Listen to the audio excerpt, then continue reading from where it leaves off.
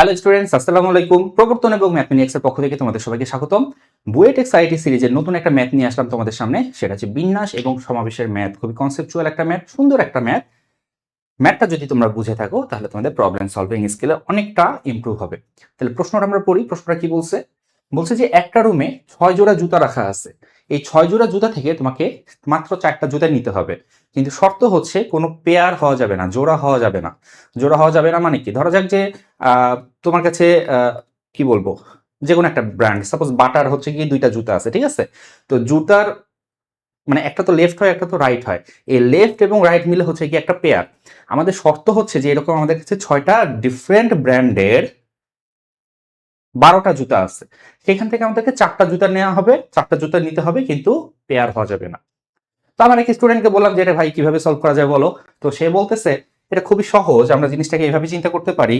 এটা হচ্ছে left 1 right 1, left 2 right 2, left 3 right 3, left 4 right 4, left 5 right 5 and left 6 right 6। ধরা যাক যে এই 6 জোড়া জুতা। তাহলে আমি এক কাজ করব, আমি এই 12টা জুতা থেকে, এখানে টোটাল 12টা জুতা আছে, সে বলতেছে 12টা জুতা থেকে যে কোনো একটা জুতা নিব। তাহলে 12টা জুতা থেকে যে কোনো একটা জুতা নেওয়ার উপায় হচ্ছে 12। ফাইন, 12। এখন কোনটা নিছো? কোনটা নিছো তুমি? সে বলতেছে আমি যে কোনো একটা নিছি, যে কোনো একটা হতে পারে, আমি লেফট 1ই নিয়ে ফেলছি। Okay fine. তো তুমি যখন লেফট 1 নিয়ে ফেলছো, তার মানে তোমার সিলেকশনে রাইট 1 আসা যাবে না, রাইট সাইডের 1 নাম্বার জুতাটা আসা যাবে না। তাহলে এটাকে বাদ দাও, এটাকে বাদ দাও। দিলাম বাদ। এখন এটাকে বাদ দেওয়ার পরেও আমার হাতে জুতা আছে আরো 10টা, আরো 10টা। আচ্ছা, সো এই 10টা থেকে যে কোনো একটা জুতা যদি আমি নেই, এটা নেওয়ার উপায় হবে কত বলো তো? 10। হ্যাঁ, যে কোনো একটা জুতা নিচ্ছি 10। কোনটা নিছো আমি জানি না, যে কোনো একটা জুতা। ধরা যাক যে তুমি রাইট 3 নিছো। সো রাইট 3 যদি নিয়ে থাকো, তোমার নেক্সট সিলেকশনে লেফট 3 আসা যাবে না, কারণ লেফট 3 যদি চলে আসে তাহলে পেয়ার গঠন করে ফেলবে। তাহলে তুমি করছো কি, 10টা জুতা ছিল, সেখান থেকে যে কোনো একটা জুতা নিছো, 10টা উপায় নেওয়ার পরে এই যেই জুতাটা নিছো তার যেই পেয়ার, সেটাকে কেটে দিছো নেক্সট সিলেকশনের জন্য, ওটা বাদ। তাহলে বাকি আছে কয়টা? আরো 8টা জুতা আছে।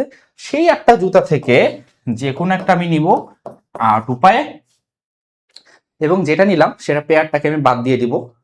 ধরা যাক যে আমি এখানে কোনটা নিছি বলো, ধরা যাক যে আমি এখানে L4 নিছি, তাহলে R4 বাদ। এবং পরবর্তী স্টেপে ধরা যাক যে আমি R6 নিছি, তাহলে L6 বাদ। তাহলে থার্ড স্টেপে আমার 8টা নেওয়ার উপায় ছিল, এবং একটা জোড়া বাদ দেওয়ার পর বাকি থাকে 6টা। সেইখান থেকে যে কোনো একটা জুতা নেওয়ার উপায় হচ্ছে 6। এটাকে তুমি যদি টোটাল ক্যালকুলেট করো তাহলে কত আসে? 10 গুণন 8 গুণন 6 গুণন 12, সো 5760। 5760। তো কি মনে হচ্ছে তোমাদের, অ্যান্সার কি সঠিক না ভুল? আমার সেই স্টুডেন্ট কি সঠিক কাজ করেছে না ভুল কাজ করেছে? তোমাদের কাছে খুবই কনভিন্সিং মনে হচ্ছে বিষয়টা আমি জানি, এবং অনেকের কাছে এটা কনভিন্সিং মনে হয়, বাট কনভিন্সিং মনে হলো অ্যান্সারটা অ্যাকচুয়ালি ভুল, এবং সম্পূর্ণ প্রসেসটাই ভুল। ঠিক আছে, এই অ্যান্সার কারেক্ট না, প্রসেসটাই ভুল, যদিও বা আমাদের কাছে শুনতে খুবই কনভিন্সিং মনে হচ্ছে। তো কেন এটা ভুল, এটা বুঝতে গেলে তোমাকে আসলে কাউন্টিং এর যেই থিওরি বা কাউন্টিং, এটা তোমাকে বুঝতে হবে, সমাবেশের কনসেপ্ট বুঝতে হবে। তাহলে আমরা বুঝবো, এই অঙ্কটা দিয়ে আমরা সমাবেশের কনসেপ্টটা বুঝবো। বাট তার আগে তোমাদেরকে একটু বলে দিই যে এইচএসসি 26-এর জন্য আমাদের কিন্তু একটা ইঞ্জিনিয়ারিং অ্যাডমিশন কোর্স আছে। এখানে আমরা ফিজিক্স এবং হায়ার ম্যাথের রেকর্ডেড ক্লাস নিয়ে থাকি। তোমরা যদি ক্লাসগুলো কোয়ালিটি যাচাই করতে চাও, এই ওয়েবসাইটে চলে যাও, www.proborton.org। ওয়েবসাইটে যেয়ে এখানে ডেমো ক্লাস দেওয়া আছে, 4টা ডেমো ক্লাস ফ্রি করে দেওয়া আছে সবার জন্য। এই ক্লাসগুলো দেখো, ক্লাসগুলো দেখে দেন তোমরা ক্লাসের কোয়ালিটি যাচাই করে যদি মনে হয় যে হ্যাঁ এই ক্লাসগুলো করা উচিত, তাহলে কোর্সটাতে তোমরা এনরোল করতে পারো।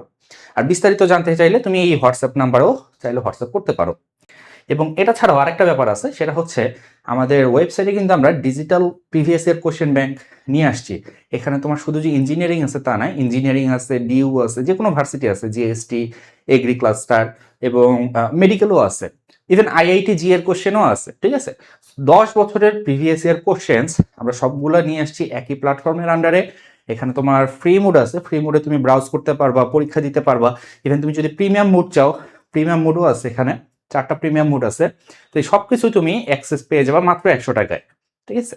সো তোমরা যদি এটা ভিজিট করতে চাও, ভিজিট করো www.proborton.org। ওকে, তাহলে আমরা প্রবলেমে ফেরত আসি। প্রবলেমে ফেরত আসি। দেখো সমস্যাটা হয়েছে কই, সমস্যাটা হয়েছে আমাদের যে সিলেকশন, সেই সিলেকশন আমি কি নিছি, L1 নিছি, R3 নিছি, L4 নিছি, R6 নিছি। L1 নিছি, R3 নিছি, L4 নিছি এবং R6 নিছি। তোমাকে নিতে বলছিল 4টা জুতা, তুমি নিছো একটা একটা করে 4টা জুতা। 4টা একসাথে নেওয়া এবং একটা একটা করে 4টা নেওয়া, দুইটার ভিতরে পার্থক্য আছে। কি পার্থক্য? যখন তুমি একটা একটা করে নিবা তখন আসলে ওভার কাউন্টিং হয়ে যাবে। কেন ওভার কাউন্টিং হবে?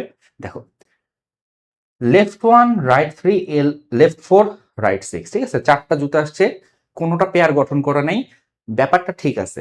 বাট আমি যদি বলি R3 L1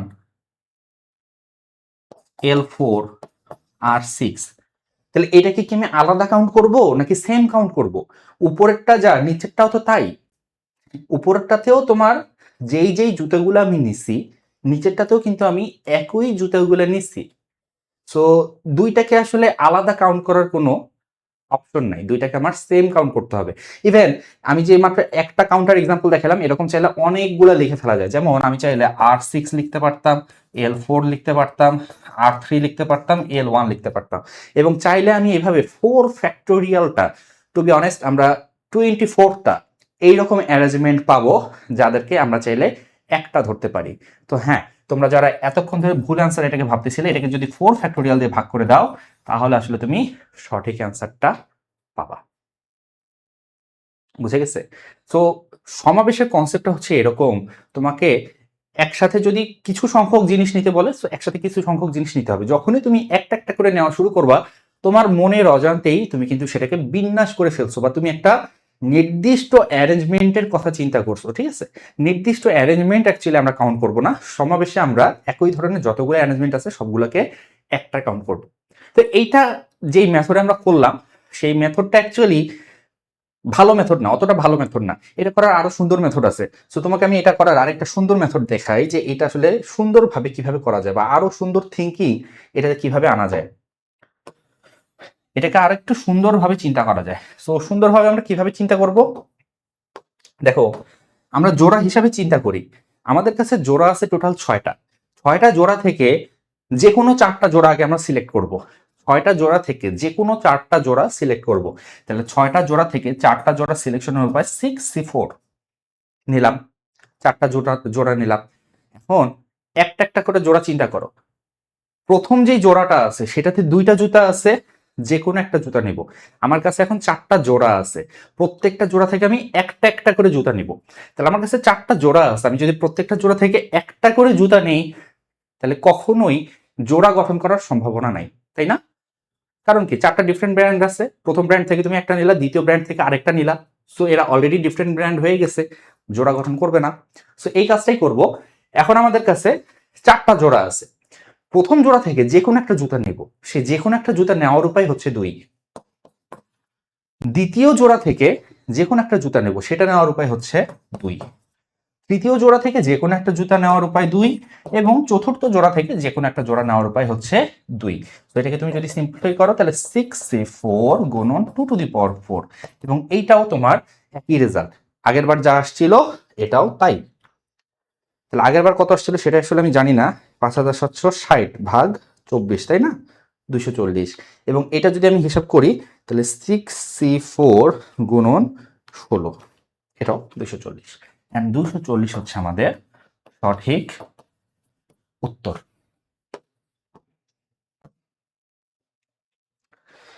ওকে, সো কেমন লাগলো ভিডিওটি কমেন্ট করে জানাতে পারো, এবং তোমার যদি ভিডিওটি ভালো লেগে থাকে তাহলে বন্ধুদের সাথে শেয়ার করতে পারো। এতক্ষণ সঙ্গে থাকার জন্য ধন্যবাদ। Thanks for watching.